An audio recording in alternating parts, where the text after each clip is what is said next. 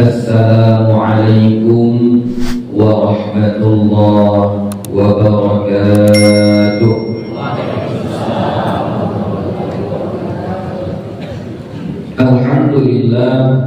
Alhamdulillahi rabbil alamin. Wassalatu wassalamu ala nabiyil karim wa ala alihi wa sahbihi ajma'in. Rabbi shrah li sadri wa yassir li amri wahlul 'uqdatam min lisani yafqahu qawli. Rabbi yassir wa la tu'assir, Rabbi atmim bil khair, wa la hawla wa la quwwata illa billahil aliyyil azim. Alhamdulillah, puji syukur kita kepada Allah Subhanahu wa ta'ala. Pada pagi hari ini kembali kita bisa hadir di majelis yang mulia ini.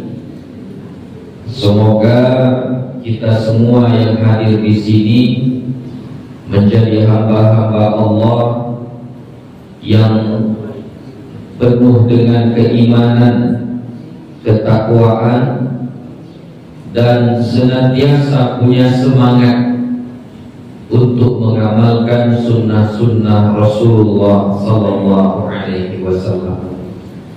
Salawat beriring salam kepada Nabi Muhammad Sallallahu Alaihi Wasallam dengan lafaz Allahumma salli wa sallim ala Sayyidina Muhammad wa ala ali Sayyidina Muhammad. Semoga kita semua mendapatkan syafaat dari Nabi kita Muhammad Sallallahu Alaihi Wasallam.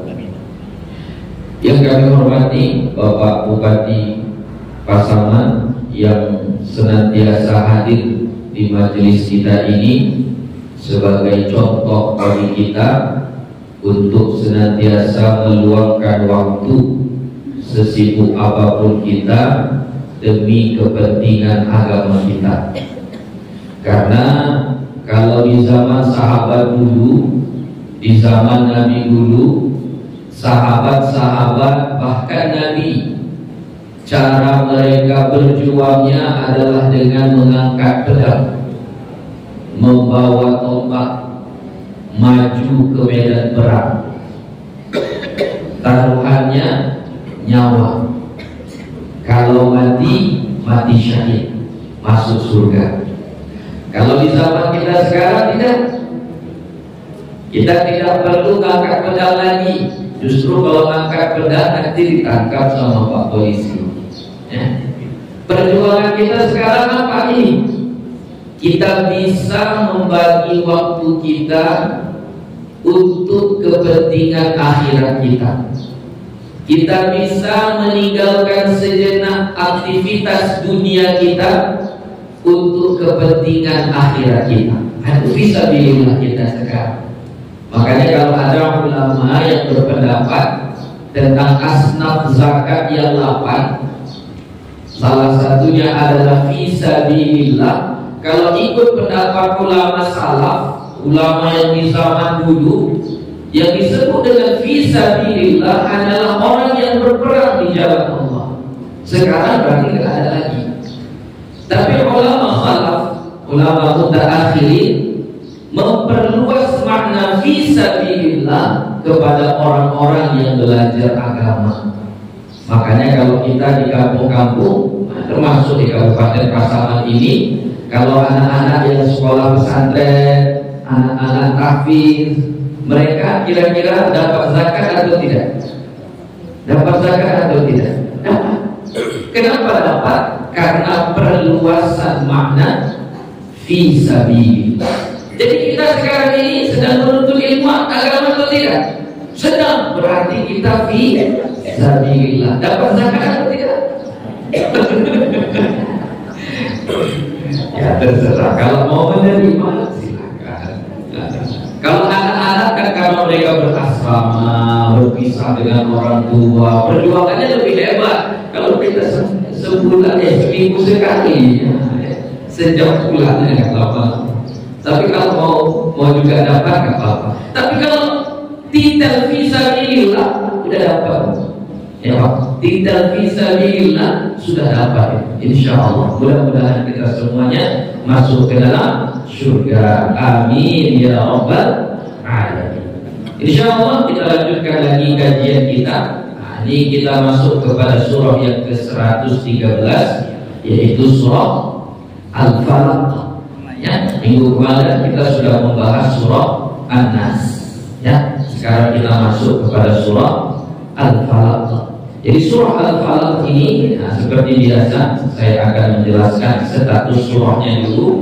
Berbeda pendapat ulama tentang surah Al-Falaq itu, apakah dia surah Makkiyah atau Madaniyah. Boleh kita bilang dia surah Makkiyah, boleh kita bilang dia surah Madaniyah, ya, terserah.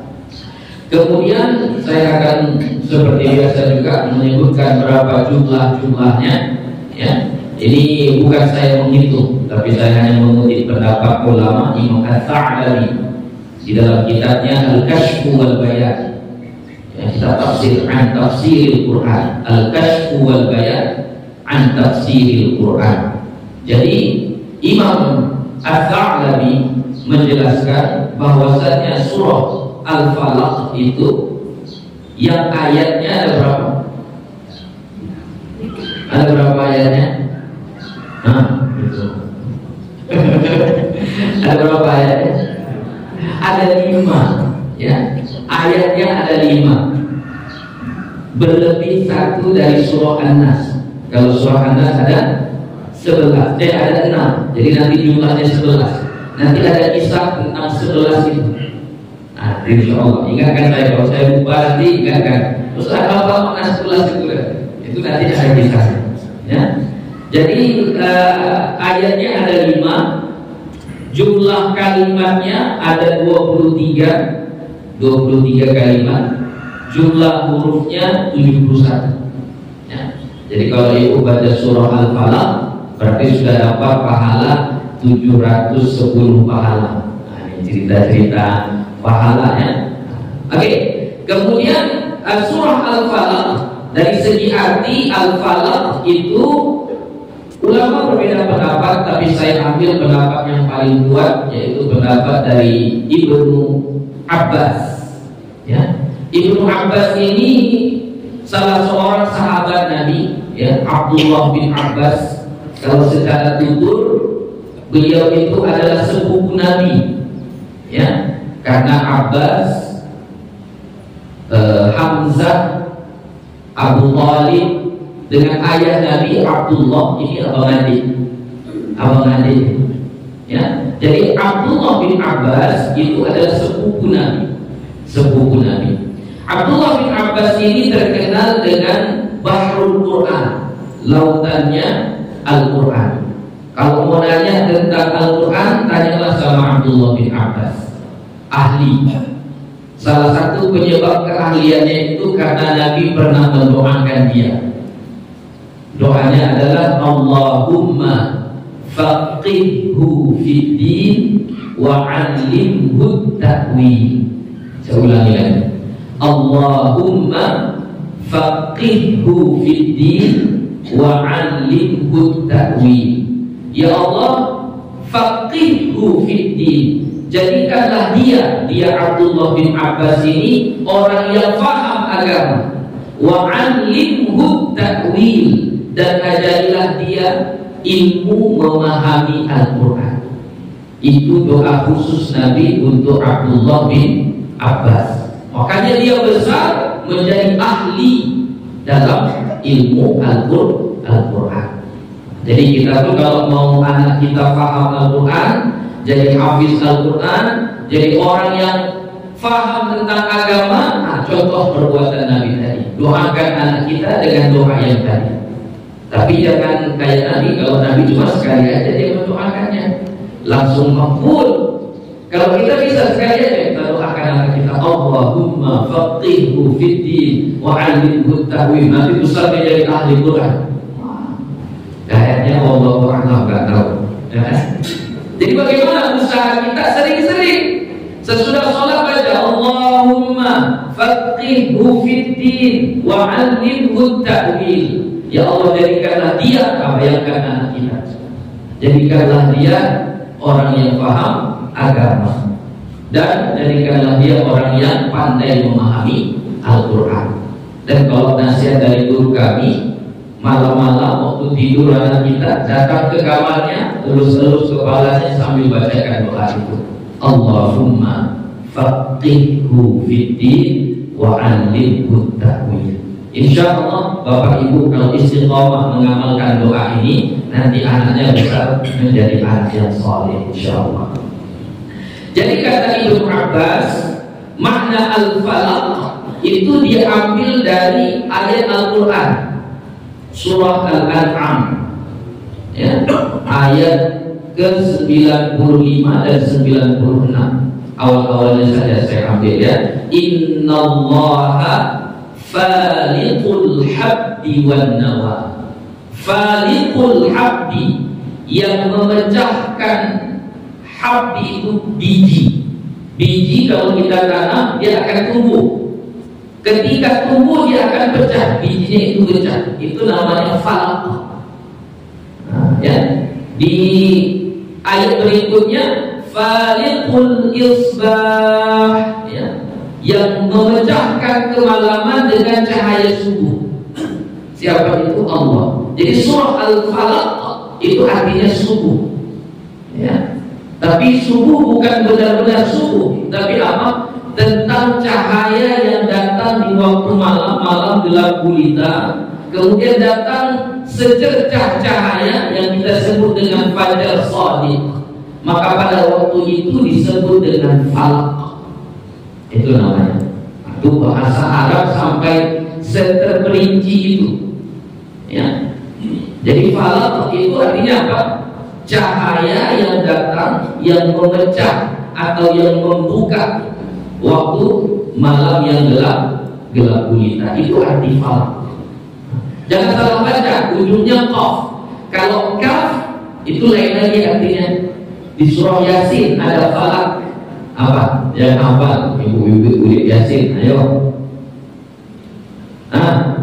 Fi falaki yasbahun. Falaki yasbahun. Falak itu kaf, lain artinya. Kalau falak itu apa? Tatanan tata surya, itu namanya falak. Makanya ilmu tentang tatanan tata surya disebut dengan ilmu falak, ilmu astronomi. Nah, jadi kalau yang ini bukan, ujungnya qaf, falaq, ya, ujungnya qaf. Itu namanya. Oke, kita bahas satu persatu. Qul a'udzu birabbil falaq. Katakanlah, aku berlindung dengan yang mengatur falaq. Rabbi kemarin sudah kita bahas, ya. Yang disebut dengan Rabb sebenarnya bukan Tuhan, ya. Rabb itu adalah apa? Yang mengatur, yang mengurus. Nah, itu Rabb, ya. Jadi ini Rabbil falaq, yang mengatur falaq, yang mengatur datangnya secercah cahaya di tengah gelap gulitanya malam. Itulah Allah. Jadi dari sini sebenarnya kalau kita ambil teladannya, kita ambil hikmahnya, tidak usah kita terlalu tenggelam dalam kesedihan.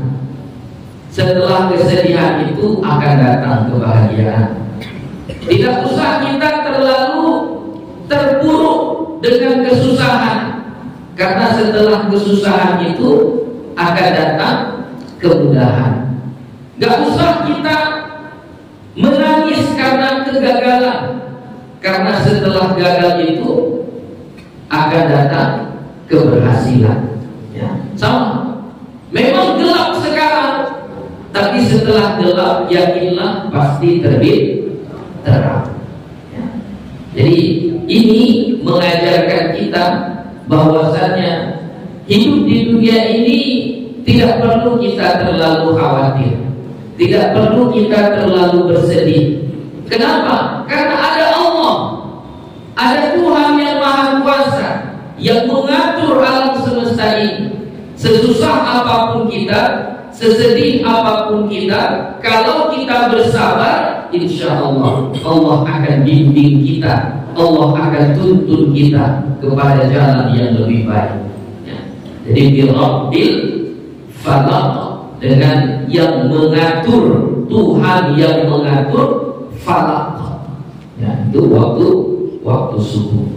Ya. Jadi ingat ya, ini karena kita sering mengatakan Rob ini, sekali lagi Rob itu artinya adalah yang mengatur, yang mengurus. Tapi Ustaz, kalau kita artikan Tuhan boleh nggak apa-apa. Ya, itu kan semua Ar-Rahman, Ar-Rahim, Al-Ghafur itu kan punya makna tersendiri. Kalau kita artikan Tuhan boleh nggak? Boleh. Ya, jadi Ar-Rahman, Allah, kita artikan Allah saja boleh? Boleh, nggak apa-apa. Nah, cuma kalau kita makna sebenarnya, kita hendaknya bagi yang sudah belajar bisa menjawabnya dengan baik. Ya. Dan jangan terbalik. Nah, ini pernah saya ditanya tentang apa? Ini kayaknya ibu-ibu itu waktu itu pertanyaannya pakai surat ditulis. Pertanyaan dia adalah, Buya, apa hukumnya seorang suami yang membiarkan istrinya menjadi yang membiarkan istrinya mengurus rumah tangga, menjadi pemimpin rumah tangga? Itu pertanyaannya, berarti pertanyaannya ini dari seorang ibu-ibu. Ketika itu saya jawab apa? Pertama harus dipahami keadaannya. Saya rasa mungkin bukan menjadi pemimpin, tapi kalau mengatur, mengurus itu memang kerjanya. Misalnya suami mau keluar, yang diambil suami bajunya warna putih, tiba-tiba istri bilang, jangan pakai yang itu, pakai yang ini. Ya, biasa gitu. Biasa. Ya, itu namanya memimpin atau mengatur atau mengurus. Mengurus. Ya. Atau misalnya anak-anak itu istri yang ngurus, rumah istri yang ngurus, semuanya seolah-olah misalnya mau jajan, mau belanja, mau beli ini, kata istri enggak, kita beli yang ini aja. Itu bukan berarti dia memimpin, dia hanya mengurus. Itu namanya Rabbatul Bait, pengurus rumah tangga, ibu, istri. Bahasa Arabnya Rabbatul Bait. Ya, jadi dari kata Rabb, ya, dari kata Rabb.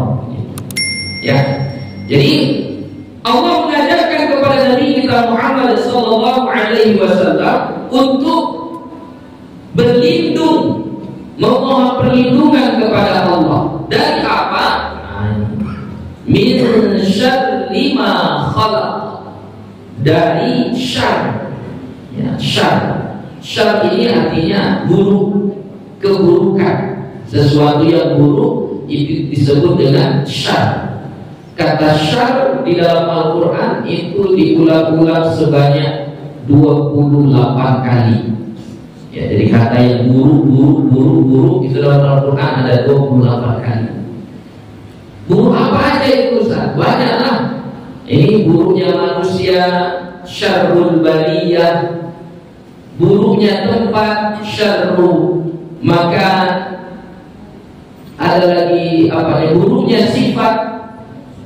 Ya, nanti di sini akan disebutkan di dua surah Al-Falaq dan An-Nas saja ada 5 kata syar di sini. Ada 5 kata buruk. Ya. Jadi pertama buruknya itu syarri ma khalaq, dari keburukan apa yang ia ciptakan. Ia dari sini nanti balik kepada Allah. Jadi Allah menciptakan sesuatu, lalu sesuatu ini menimbulkan satu hal yang tak baik, yang itu akan punya efek kepada kita manusia.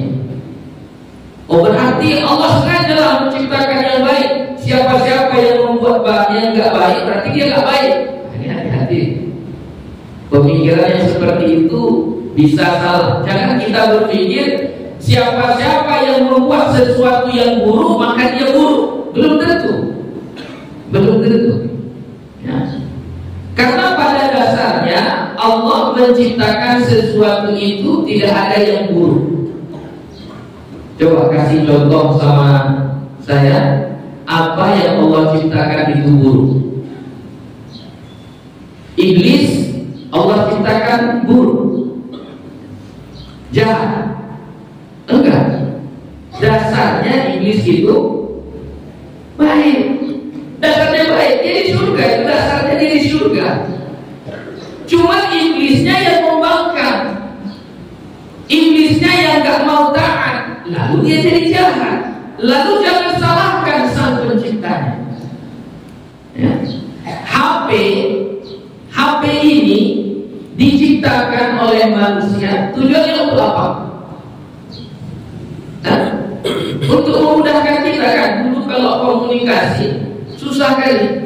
Kalau kita tengok film-film di zaman dulu, sebelum ada handphone, cuma ada telepon rumah aja, itu susah sekali. Mereka mau ke rumah, sampai ke rumah ternyata orang rumahnya pergi, terpaksa nunggu lagi di luar gitu sampai pulang. Kalau sekarang aku mau pulang 5 menit lagi udah sampai ke rumah, gampang, mudah. Ya, itu tujuan dibuat HP.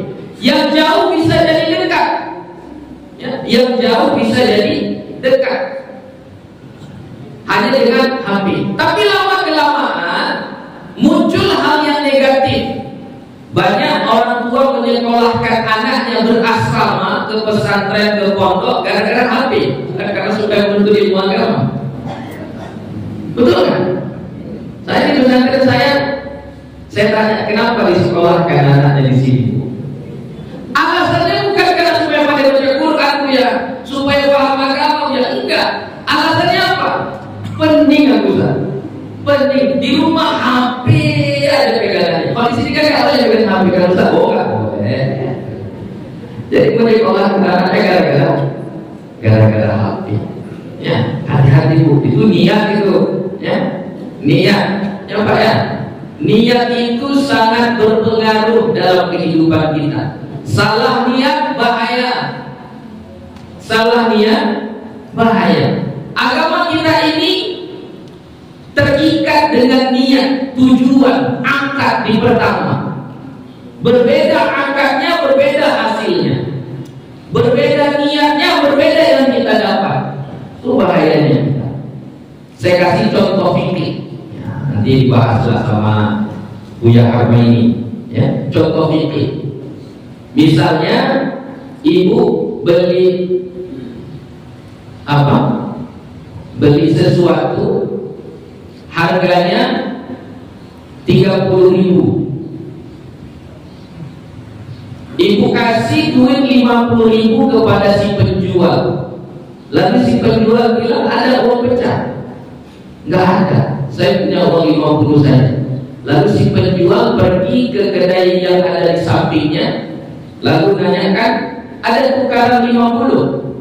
Bisa tukar uang 50? Kata kedai yang di sampingnya, enggak ada, saya hanya punya uang 20. Akhirnya 20 itu.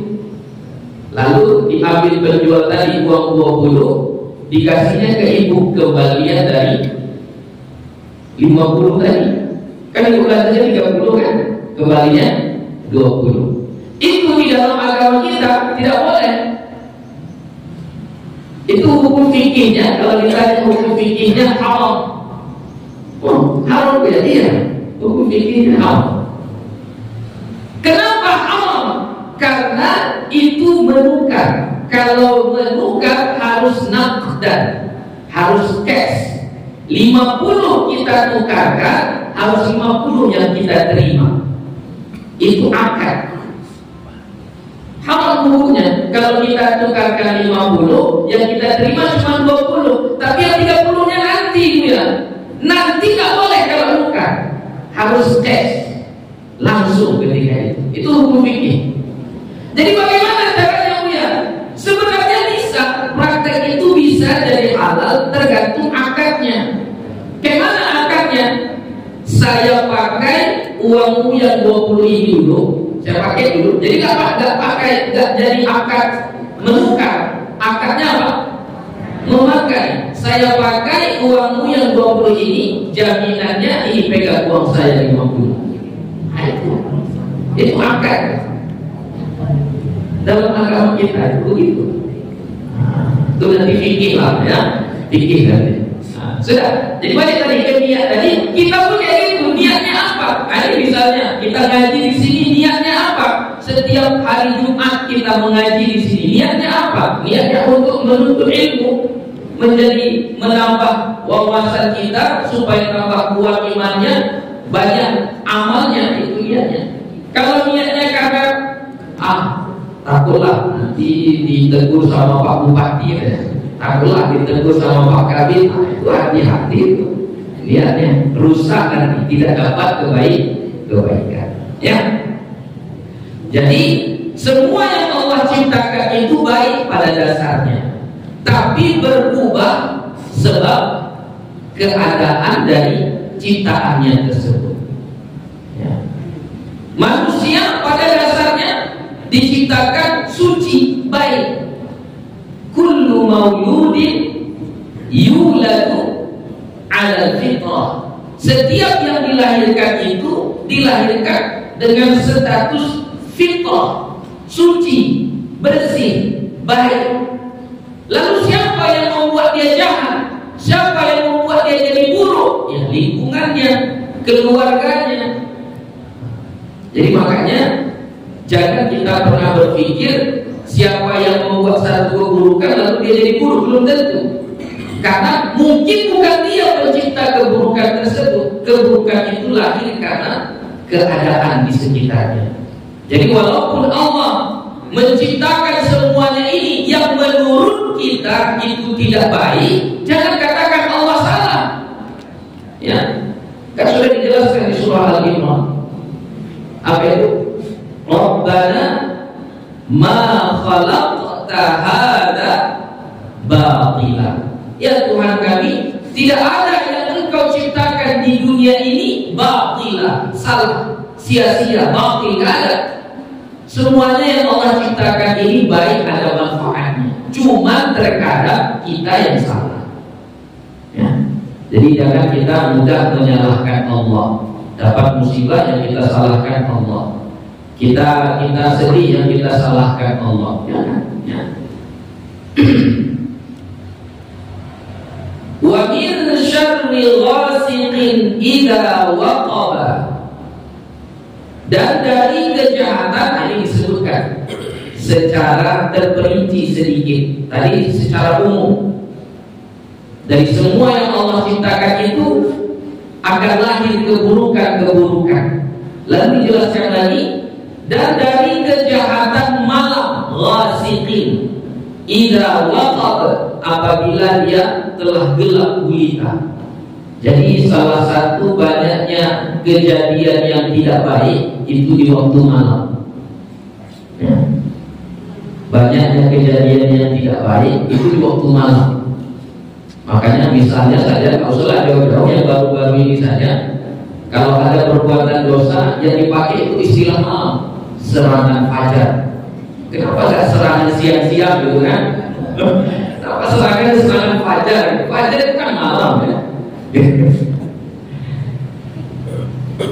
Cerita setan hantu, kenapa harus malam-malam? Emang setan, kuntilanak, tuyul, pocong gak bisa datang siang-siang? Tapi kita didoktrin itu datangnya malam-malam. Yang angker-angker itu malam-malam. Yang angker itu malam-malam. Kalau siang-siang anak-anak gak takut. Tapi kalau malam-malam, jangankan keluar rumah, kita suruh dia ke kamar mandi sebelum tidur, buang air kecil lalu berwudu, takut. Kenapa takut? Didoktrin sama kawan-kawannya kalau malam-malam itu ada ini, ada itu, mengerikan, menakutkan dan lain sebagainya. Begitu, ya. Jadi di sini dijelaskan lagi, apakah betul Ustaz malam-malam itu memang ada keburukan-keburukan yang datang di malam hari? Oh, memang ya. Ya, contohnya seperti bajing loncat di jalan-jalannya, penyamun, begal-begal, mereka akan mencari waktu-waktu yang sunyi. Kapan waktu sunyi itu? Ya malam-malam, ya. Mencuri malam-malam. Nah, jarang itu mencuri siang-siang, ya, biasanya mencurinya malam-malam. Kenapa? Karena ketika itu orang sedang tidur, malam dia beraksi. Berbeda dengan pencuri yang apa ya? Bukan pencuri di rumah, ya. Pencuri berdasi. Oh, pencuri berdasi kan Ustaz. Ya, kalau itu siang-siang, nggak malam-malam, ya, nggak malam-malam. Ya. Jadi kita harus berlindung kepada Allah dari jeleknya sesuatu yang terjadi di malam hari. Ya. Termasuk praktek sihir itu banyaknya terjadi di malam hari. Ya, di malam. Jadi makanya kita berlindung kepada Allah dari kejahatan malam apabila gelap. Salah satu amalan yang diajarkan Nabi kita, kalau sudah maghrib itu suruh anak-anak kita masuk ke rumah semuanya, tutup jendela dan pintu.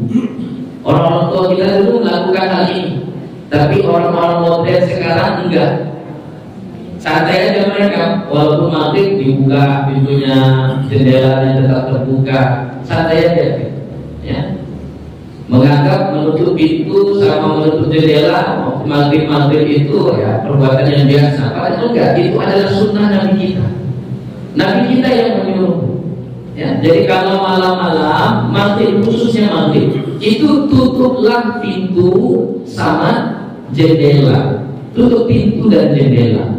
Sambil membaca Bismillah, Bismillah, tutup jendelanya, Bismillah, tutup pintunya. Ya, kenapa? Karena pada waktu itu setan-setan itu lari terbirit-birit mendengarkan azan maghrib. Maka mereka akan masuk kepada rumah, ke dalam rumah yang rumah itu pintunya terbuka. Begitu kata Nabi. Jadi ya, kalau pintunya tertutup mereka nggak bisa masuk. Ini pertanyaan kita lah umatnya kan. Kalau pintunya tertutup setan nggak bisa masuk. Oh bisa juga, tapi setan yang S1 S2 lah. Kalau yang SD nggak bisa masuk ya. Jadi yang lari terbirit-birit itu adalah setan, semua setan, termasuk setan pengangguran yang nggak sekolah, itu semua lari terbirit-birit. Kalau kita buka pintu rumah kita, jendela di waktu maghrib, maka rumah kita jadi sarang setan. Maka tutup itu, tutup. Itu bukan perbuatan sekedar perbuatan biasa dari orang tua kita. Ternyata ada tuntunannya dari Nabi kita Muhammad sallallahu alaihi wasallam. Lanjut. Sampai ke mana buah? Hah? 9:4. Oke, masih bisa lagi. Wa min syarrin naffatsati fil 'uqad. Dan dari kejahatan syarri lagi kan. Nah, di sini saya sudah 3 kali kata syarr. Dan dari kejahatan naffatsat, ya. Naffatsat, an-nafath, ya, pakai ta. Itu adalah tiupan dari mulut tapi nggak pakai ludah. Itu namanya nafas. Jadi itu namanya nafas. Ya, dalam bahasa Arab itu disebut dengan nafas. Nah, kalau di sini dia nafasat, ya, nafasat ini adalah praktek sihir, ya, praktek sihir. Bila entah ambil apa nanti, entah foto, entah rambut, entah macam-macam lah. Nah, itu nanti disebut dengan nafasat, ya. Fil 'uqad, pada buhul tadi. Itu biasanya kalau di zaman dulu, di zaman jahiliyah, mungkin sampai sekarang masih ada. Sihir itu misalnya nanti diambilnya entah rambut, entah tulang, entah duri, entah jarum, entah apa, lalu dibalut di kain, lalu kain itu diikat, lalu ini nanti ditanam di mana. Nah, itu nafata fil 'uqad, itu maksudnya. Nah, kalau prakteknya sekarang Allah alam kita nggak tahu. Jadi sihir itu ya ada. Sihir itu ada. Jadi jangan kita meyakini oh sihir itu nggak ada. Oh salah. Sihir itu ada. Ya, sihir ada. Makanya kita harus hati-hati. Mau kita orang baik, tetap berpotensi terkena sihir. Nabi kita pernah terkena sihir, pernah. Termasuk salah satu cerita tentang surah Al-Falaq dan An-Nas ditulis oleh Imam Qurtubi di dalam kitab tafsirnya, mengutip dari hadis sahih Imam Bukhari dan Imam Muslim dari istri beliau Aisyah radhiyallahu anha. Hadisnya panjang. Ya, saya berbahasa Indonesia saja biar cepat. Jadi pernah Nabi itu sakit. Sakitnya itu sampai yutakhayal, apa namanya itu, sampai kayak berhalusinasi. Dia merasa udah buat, tapi ternyata belum dibuatnya. Sakit Nabi pernah seperti itu. Dia rasa dia udah pergi ke rumah istrinya yang satu ini, ternyata belum. Ini efek dari sihir yang terjadi tersebut. Jadi Nabi pernah disihir. Ketika dalam sakitnya tersebut, datanglah dua malaikat. Satu di kepalanya, di kepala Nabi, satu di kaki Nabi. Lalu malaikat itu bercerita, Nabi begini berbalik, satu di kepalanya malaikat, satu lagi di kaki. Ini hadisnya sahih, riwayat Bukhari Muslim, ya, dari Aisyah radhiyallahu anha. Kenapa orang ini, kata malaikatnya di sini? Oh, ini sakit. Apa sakitnya? Kena sihir. Siapa yang mensihirnya? Disebutkanlah orang Yahudi. Orang Yahudi. Di dalam satu riwayat disebutkan namanya. Namanya Labid bin Al-Aqsa. Orang Yahudi bernama Labid bin Al-Aqsa. Ini dari Bani Zulaik, ya, dari salah satu kaum kumpulan yang bernama nama kaumnya itu Bani Zulaik. Jadi, tapi itu riwayat ya, satu riwayat. Intinya Nabi disihir atau bahasa kita jadi santet, ya, disantet oleh orang Yahudi, ya, diceritakan oleh dua malaikat tadi. Lalu Allah turunkanlah, singkat ceritanya, Allah turunkanlah surah Al-Falaq dan surah An-Nas ini, ya. Lalu Allah kasih tahu kepada dia bagaimana cara orang Yahudi ini menyantet Nabi. Oh, ternyata menggunakan rambut dan sisir Nabi. Jadi kalau dalam satu riwayat tadi yang bilang Labid tadi, Labid itu adalah pembantu Nabi yang kerja di rumah Nabi. Labid itu orang Yahudi. Oh, di rumah Nabi ada yang kerja orang Yahudi, ada. Nabi kita nggak fanatik, ya, tidak. Kalau harus Islam, enggak. Ya. Jadi kita begitu juga. Boleh ada yang bekerja di perusahaan kita orang non-Muslim, oh boleh, nggak apa-apa. Ya. Selama tidak sesuai dengan kriteria kita. Ya. Jadi Labid ini menyantet Nabi adalah dengan menggunakan rambut dan sisir Nabi. Lalu dibalut di apa kurma itu namanya Ustaz? Bukan pelepah. Itu buah kurma itu kayak buah pinang, sebelum dia pecah ada tempatnya dulu. Apa namanya itu? Pipit, apa namanya? Tahu kan kalau buah pinang sebelum dia terbit, sebelum dia mekar dia ada tempatnya, nanti pecah, baru keluarlah buahnya. Buat kelapa kayak gitu juga sama. Pipit. Itulah saya nggak tahu. Ya. Jadi dibalut pakai itu, lalu diikat dengan 11 ikatan. 11 tali. Makanya ayatnya ada 11 tali. Surah Al-Falaq berapa ayat? 5 ayat. Surah An-Nas 6 ayat. Jumlahnya 11. Jadi Allah memberitahukan kepada Nabi yang penyantetnya ini, media penyantetannya apa, lalu diletakkan di mana santetnya? Ternyata diletakkan di satu sumur. Nama sumurnya sumur Arwan, ya, Da Arwan, salah satu sumur di Madinah. Ya. Jadi Nabi menyuruh sahabat beliau, termasuk namanya Ammar bin Yasir, termasuk juga menantu beliau Ali bin Abi Thalib, untuk pergi ke sumur itu, lalu mengambil benda yang disebutkan tadi. Ternyata betul. Ketika dilihat sumur itu, airnya itu merah. Kalau di hadis itu disebutkan seperti air hina. Hina itu inai, ya, merah ke hitam-hitaman, begitu.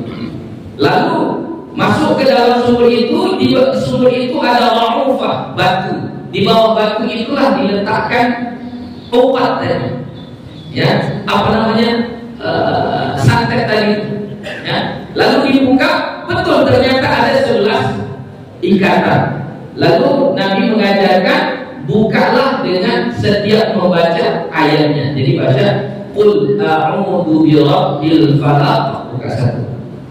Terus buka lagi satu lagi sampai terbuka yang ke-11. Setiap terbuka Nabi merasa ringan badannya. Sampai yang ke-11 sehat total. Itu hadis sahih riwayat Imam Bukhari dan Imam Muslim. Mulai dari situ Nabi selalu mengamalkan al-mu'awwidataini. Jadi dua surah ini disebut dengan mu'awwidataini, perlindungan. Jadi Bapak Ibu kalau mau selamat, mau dijaga oleh Allah, amalkanlah mu'awwidataini ini. Dua surah yang sangat besar untuk berlindung kepada kita, ya, surah Al-Falaq dan surah An-Nas, ya.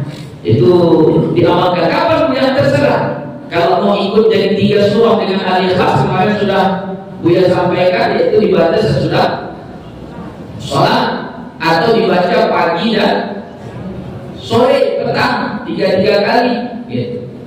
Atau kita baca sebelum tidur. Nah, tapi kalau sebelum tidur nanti ada tambahannya, dengan menggunakan tangan, medianya pakai tangan, lalu ditiup, ya, diembus. Itu dari nafas. Nafas itu meniup tanpa keluar ludah, ya, di angin saja. Itu namanya nafas. Dan tiupkan, lalu kita sapu dari muka, dari kepala sampai ke depan, mengikut semua anggota badan yang bisa dijangkau oleh tangan kita. Dan Nabi tidak pernah meninggalkan amalan itu semenjak turun 2 surah ini. Tapi setelah itu Nabi tidak pernah kena santet lagi. Sebelumnya pernah. Jadi kalau mau terjaga dari santet, dari hal-hal yang tidak baik, nah, maka bacalah 2 surah ini. Supaya lebih lengkapnya, baca surah Al-Ikhlas juga. Kalau dia ikut surah Al-Ikhlas, namanya mu'awwidzah. Kalau yang 2 surah ini saja, Al-Falaq dan An-Nas, namanya mu'awwidataini.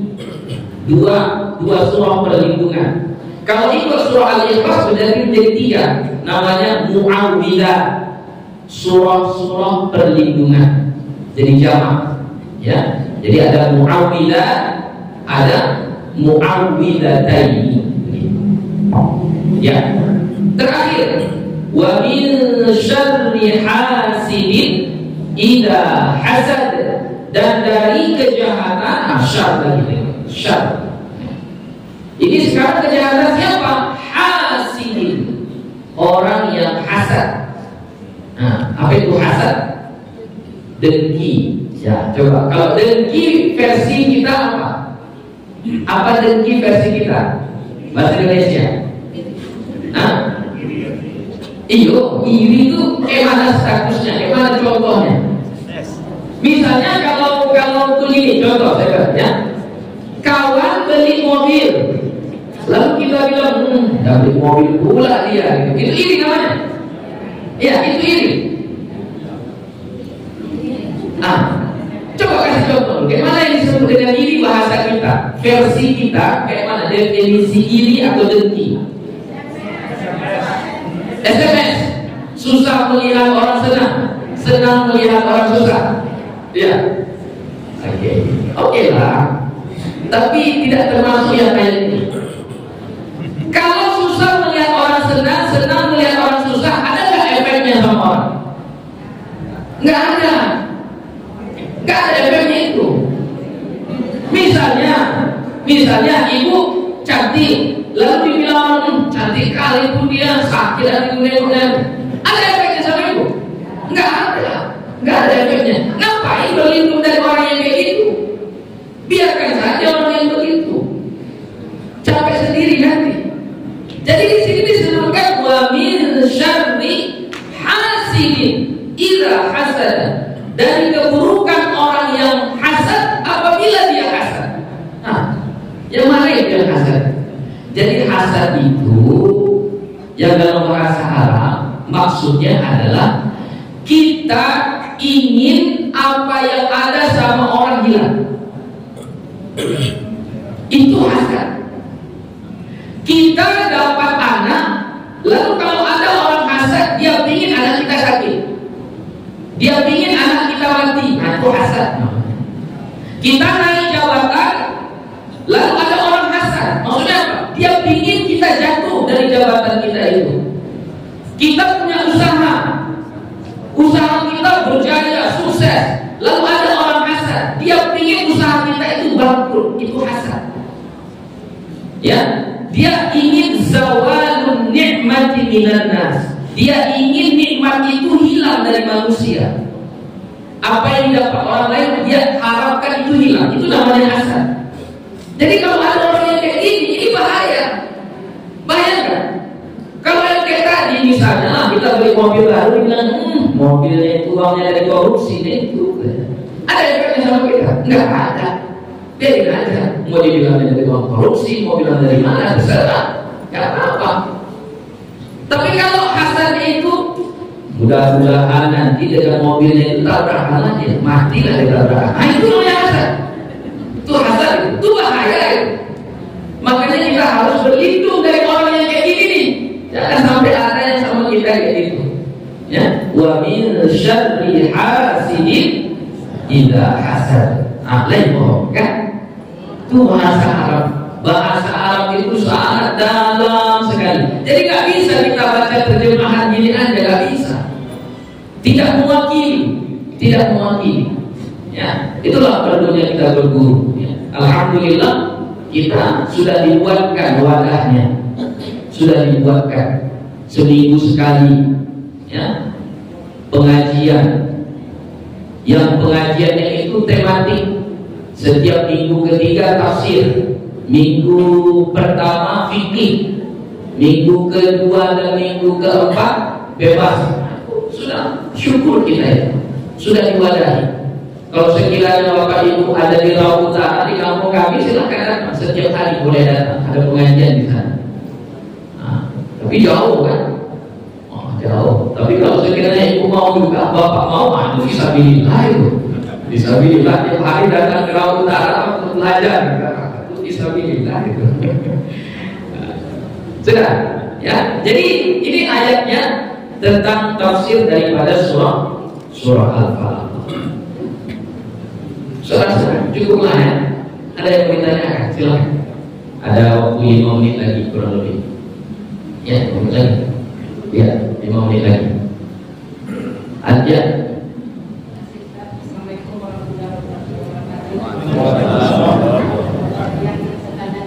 Kenapa surat An-Nas dengan surat Al-Falaq itu sama-sama boleh dibilang Al-Fatihah dan surat Ya. Oke, itu perbedaan pendapat di kalangan ulama. Ya, perbedaan pendapat di kalangan. Maksudnya boleh dibilang Makkiyah, boleh dibilang Madaniyah. Itu karena ada ulama yang mengatakan surah ini Makkiyah, ada yang mengatakan surah ini Madaniyah, gitu. Jadi itu pendapat dari kalangan ulama. Adapun kita yang di zaman sekarang ini enak, mudah. Kalau sudah ada pendapat ulama, nggak usah dikaji lagi. Kita tinggal pilih aja mau ikut yang ini atau ikut yang ini. Dulu waktu kami belajar hadis, Pak, belajar hadis. Jadi ada salah seorang dari sahabat kami bertanya kepada Syekh, wahai Syekh, sekiranya ada satu hadis itu sudah ditakhrij, sudah dibuat statusnya oleh ulama dulu sebagai hadis sahih, misalnya Imam Bukhari mengatakan hadis ini hadis sahih, atau Imam At-Tirmidzi mengatakan hadis ini hadis sahih. Lalu datang ulama sekarang dia bilang hadis ini hadis sahih, boleh nggak? Nggak boleh. Harus mengikut pendapat yang lama, yaitu ulama-ulama yang dulu. Kecuali belum dikasih statusnya. Masih banyak Ustaz hadis yang belum dikasih statusnya, banyak hadis itu yang tidak dikomentari sama ulama-ulama kita. Maka datanglah ulama-ulama sekarang mentakhrij hadis itu. Ditentukanlah hadisnya hasan, sahih, dhaif, maudhu' dan lain sebagainya. Itu hadis-hadis yang tanda kutip belum dikomentari oleh ulama-ulama terdahulu. Jadi kalau ikut percayanya, lebih percaya mana kita, ulama sekarang atau ulama dulu? Ya kalau secara keilmuan ulama dulu lah. Ulama dulu itu semua ilmu di kepalanya. Kalau ulama sekarang ilmunya di sini, habis baterainya ini, habis lagi baterainya. Kalau kajian saya lagi, itu bahaya. Jadi makanya kita mengikut kepada apa? Jadi tentang status makiyah dan madaniyah itu pendapat ulama. Dan ulamanya bukan ulama sekarang, ulama di zaman dulu. Ya, itu termasuk Mujahid, Abdullah bin Abbas. Ya, itu mereka berbeda pendapat tentang itu. Ya, kita ikut aja. Makiyah dan madaniyah. Cuma kenapa terjadi perbedaan? Nah, itu kalau pertanyaan begitu bisa kita jawab. Kenapa terjadi perbedaan makiyah dengan madaniyah? Terjadi perbedaannya itu karena adalah statusnya. Kalau masalahnya itu dia diturunkan di Makkah atau diturunkan di Madinah, itu tidak akan terjadi perbedaan. Yang menjadi perbedaan itu adalah dia terjadi setelah hijrah. Setelah hijrah berarti Nabi di Madinah, tapi ayatnya turun ketika Nabi di Makkah. Jadi status surah itu, status ayat itu makiyah atau madaniyah? Itu yang ulama jadi berbeda pendapat. Terkadang bilang mereka makiyah, terkadang bilang ya madaniyah. Sedangkan definisinya kalau setelah hijrah madaniyah, kalau sebelum hijrah makiyah. Nah, ayat ini turunnya waktu Nabi di Makkah, sedangkan kejadiannya setelah hijrah. Itu makiyah atau madaniyah? Kurang lebih seperti itu gambarannya. Jadi kita ikut aja. Status makiyah atau madaniyah itu tidak berpengaruh. Ya, ada lagi? Ya, terakhir ya.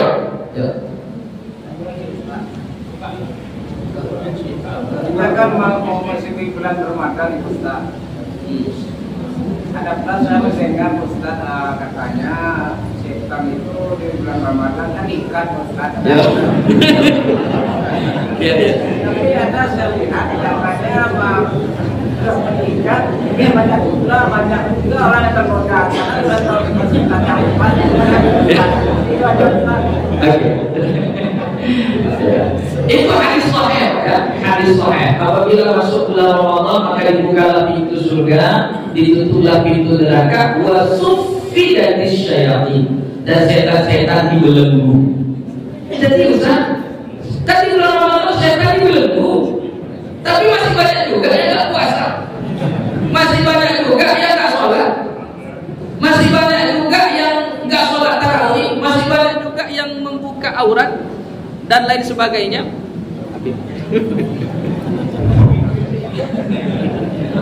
Jadi apa maksud hadis itu? Nah, kita bahas secara logika dulu Pak ya. Jadi syaitan ini pintar, syaitan itu pintar. Jadi dia tahu masa dia menggoda selama 1 tahun itu hanya 11 bulan Pak. Jadi selama 11 bulan itu dia kaderisasi Pak. Jadi dia di kader apa yang dia kader? Nafsu kita, nafsu kita bu yang di kadernya. Ya, jadi syaitan ini ahli kaderisasi. Jadi kalau ada organisasi, ada apa itu, contohlah setan mengkader, itu hebat. Ya. Jadi di kader setan inilah nafsu kita selama 11 bulan. Nah, ketika di bulan Ramadan memang dia diikat, dia dibelenggu, tapi kader terbaiknya ada pada diri kita. Jadi kalau udah biasa kita terlambat bangun subuh, waktu Ramadan bangun dia bangun, tapi untuk makan aja. Setelah makan tidur lagi. Itu kadernya setan. Ya. Orang puasa dia nggak puasa, santai aja. Itu apa? Kena kader.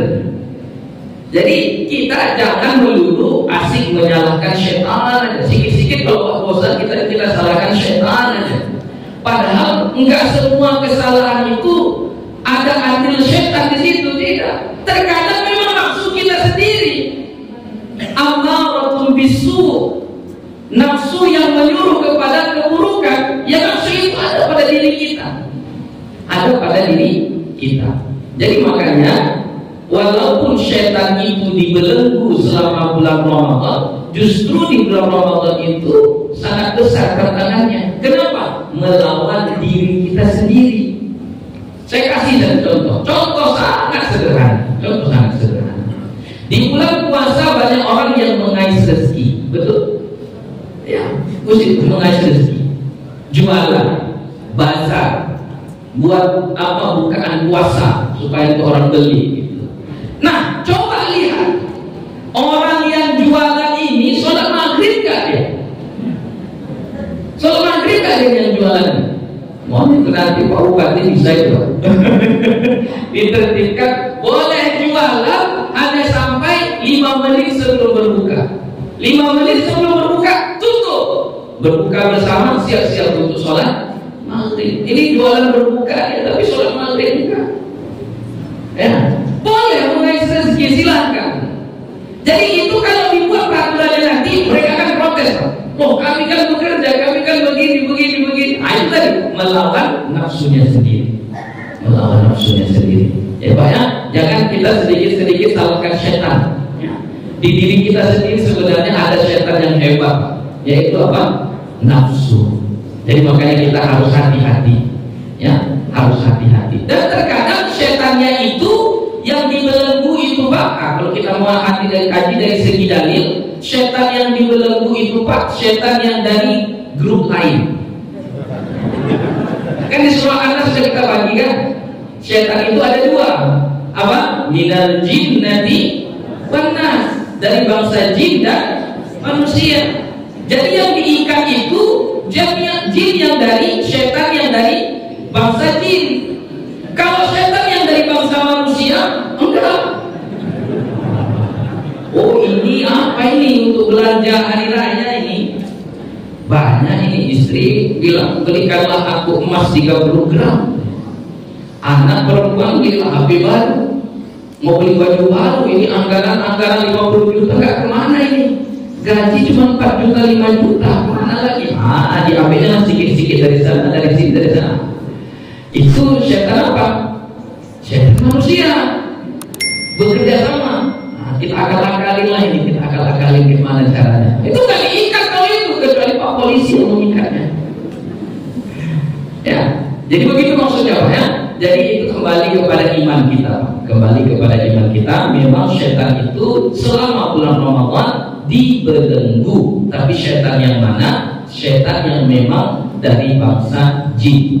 Adapun setan dari manusia tetap berkeliaran di samping kita. Kemudian sebelum dia diikat, setan itu meninggalkan kader-kader terbaiknya, yaitu diri kita sendiri, yaitu hawa nafsu kita.